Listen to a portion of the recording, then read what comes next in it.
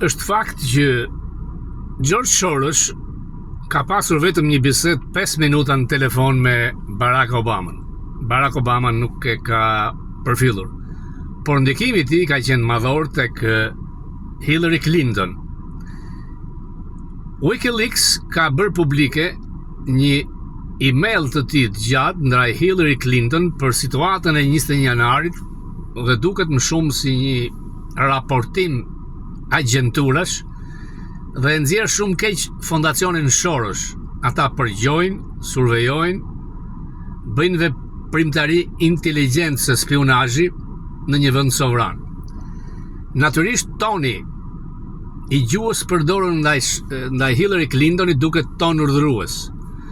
Nuk besoj se emaili është përpiluar nga Soros, kjo figurë ndyrë e përshtirë që mund të jetë shumë shpejt në bankën e të akuzuarve nga Trump. Natyrisht që çdo gjë është përpiluar aty në qendër dhe mund të jetë dhe dora e Ramës dhe Goebbelsit fuga.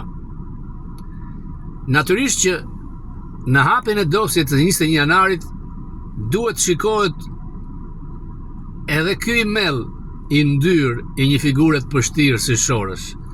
Nga e dinte ai që kishte video regjistrime. Nga e dinte ai se ç'do të ndodhte më pas. Si e dinte ai se çfarë po organizoi.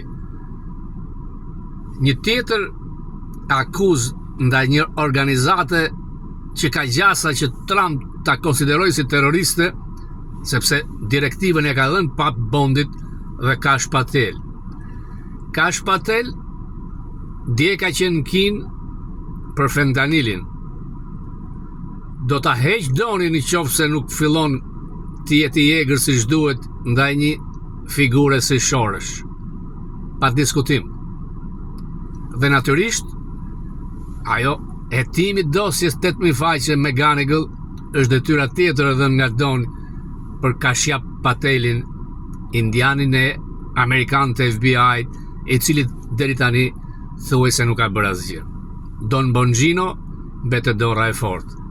Ai e njeh shumë mirë trafikun nga porti i Durrësit në Amerikën Latine, ku del Rama dhe oborri i tij.